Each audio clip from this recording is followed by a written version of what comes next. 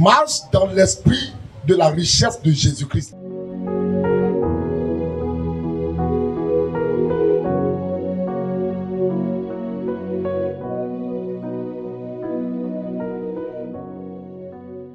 Nous sommes dans Apocalypse chapitre 5 et le verset 12. Il disait d'une voix forte, l'agneau qui a été immolé est digne de recevoir, premièrement, la puissance, deuxièmement, la richesse, troisièmement, la sagesse, quatrièmement, la force, cinquièmement, l'honneur, sixièmement, la gloire, septièmement, la louange. Voilà des choses dont la Bible dit qu'elles appartiennent à Christ. Et les anges devant le tête de Dieu au ciel sont en train de proclamer ceci. Et cela constitue 7 esprits se trouvant dans le même esprit qu'on appelle le Saint-Esprit. Toute entité suivie par un esprit. Derrière la puissance, il y a un esprit. Derrière la richesse, il y a un esprit. Derrière la sagesse, il y a un esprit. Donc marche dans l'esprit de la richesse de Jésus-Christ. Et si vous comprenez que vous êtes dans la logique de la prédication que j'ai commencé à donner depuis le début de l'année, j'ai beaucoup parlé du royaume de Dieu. Donc si nous sommes du royaume, si nous appartenons au royaume, ce qui est à Christ, il nous le donne. Si tu as Christ dans ta vie, sa plénitude doit se révéler dans ta vie. Sa puissance, son honneur, sa sagesse, sa force, sa gloire, sa louange doivent se manifester dans ta vie. C'est très important. La richesse. Souvent quand on parle de richesse, la plupart des gens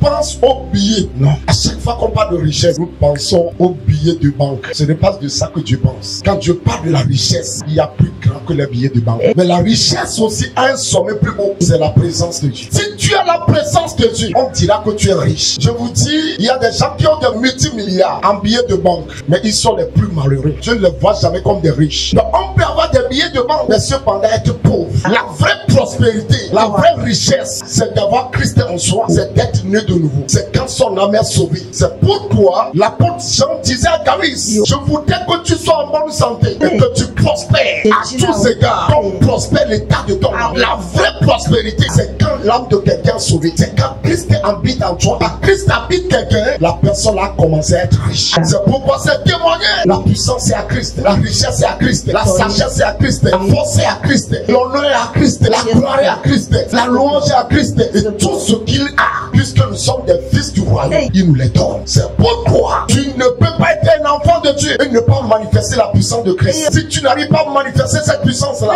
c'est que Christ ne t'habite pas. Mais si Christ t'habite, ce qu'il a aussi te le donne. Ce qu'il a aussi doit se trouver en toi. De la même manière, si Christ t'habite, sa richesse aussi doit t'habiter. Sa richesse aussi doit être en toi. Sa richesse aussi doit te revêtir. On le sait, 3, 1, 2.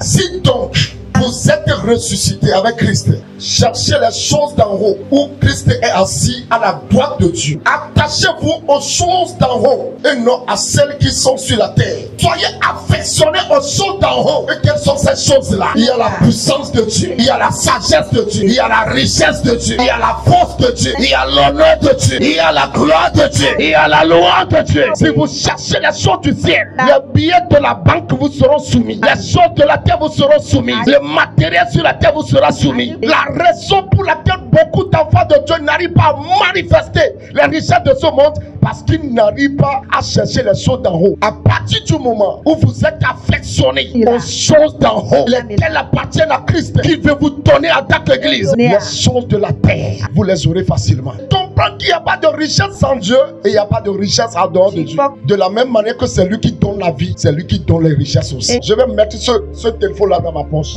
Maintenant, une question. Où sont les choses qui se trouvent dans le téléphone? C'est où?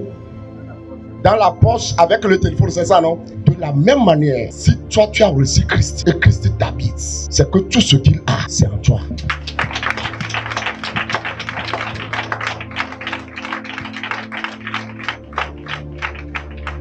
C'est ça ce que tu dois comprendre d'abord. C'est pourquoi Deutéronome au chapitre 8, versets 17 et 18. Garde-toi de dire en ton cœur, ma force et la puissance de ma main m'ont acquis ces richesses. Souviens-toi de l'Éternel ton Dieu, car c'est lui qui te donnera de la force pour les acquérir, afin de confirmer, comme il le fait aujourd'hui, son alliance qu'il a jurée à tes pères. Garde-toi de penser que tu peux t'enrichir toi-même. Garde-toi de pouvoir penser que tu peux avoir les richesses en Dieu, car c'est lui qui te donnera la puissance, c'est lui qui te donnera la force. acquérir la richesse. Que Dieu t'enrichit de ses richesses ce matin. Je dis que Dieu t'enrichit de ses richesses ce matin. Jésus a des choses qu'il veut manifester dans la vie de ceux qui l'appartiennent. Si nous sommes du royaume, les choses du royaume nous appartiennent. Il a dit, ne crains point petit troupeau, car il a plu au Père de vous donner le royaume. Il a plu au Père de vous donner le royaume. Il ne peut pas vous donner le royaume sans la puissance du royaume, sans la sagesse du royaume, sans la richesse du royaume, sans la force du royaume, sans l'honneur du royaume, sans la gloire du royaume. Jésus a ça. Il est le propriétaire de toute richesse. Il a l'esprit de richesse. Il veut donner cet esprit à son église, afin que les enfants de Dieu comprennent qu'ils ne sont pas pauvres. Vous n'êtes pas pauvres, bien-aimés. Tu te dis que tu es pauvre alors que tu es riche, parce que Jésus a qui tu as donné ton cœur. Il a l'esprit de la richesse. Tu n'es pas pauvre essentiellement si tu as Christ dans ta vie. Si tu n'es pas un hypocrite, si réellement tu as reçu Jésus, si ce grand roi est en toi, c'est que tout ce qu'il a, si seulement tu peux avoir la foi, tu manifesteras tout.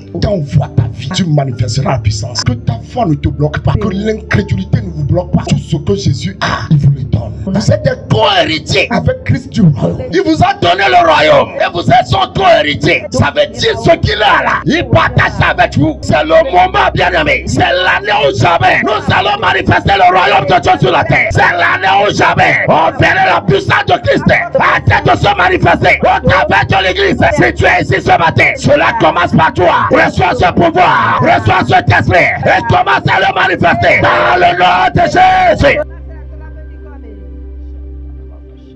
Jésus un jour a raconté un homme sur la terre alors qu'il faisait le ministère. La Bible dit cet homme était riche parce qu'il possédait les choses matérielles. Quand Jésus l'a rencontré, il a posé une question à Jésus. Qu'est-ce que je dois faire pour hériter la vie éternelle? C'est une très bonne question qu'il a posée. Et Jésus lui a dit des choses. Il a bien répondu. Et finalement, Jésus a vu qu'une seule chose empêchait cet homme-là, ses richesses matérielles. Comme je vous l'avais dit, quelqu'un peut avoir des choses matérielles, mais il n'est pas riche en réalité. C'est malheureux. Jésus savait que la seule chose qui pouvait empêcher cet homme d'avoir la vraie richesse, c'est qu'il pensait que les choses matérielles qu'il a déjà, que c'est le sommet de la gloire. Alors qu'il est au bas de l'échelle, Jésus va lui proposer d'aller au sommet. Jésus va lui dire, tout ce que tu as ça, va vendre ça et donne l'argent là aux pauvres. Viens sur moi, tu auras un trésor au ciel. Pensez-vous que Jésus va prendre cet homme-là pour qu'il devienne pauvre finalement? Quelqu'un qui a des choses matérielles. Pensez-vous que Jésus va l'amener vers lui et que cet homme-là n'est plus rien? Non, Jésus ne peut pas faire ça. Il voulait l'amener au sommet de la gloire, afin que ce qu'on appelle la vraie richesse soit avec lui. La richesse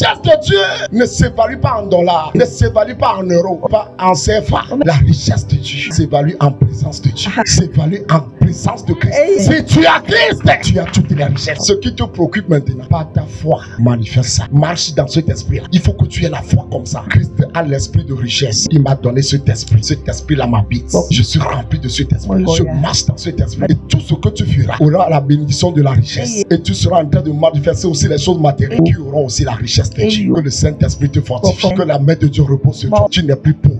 Tu es riche. Commence à manifester la richesse.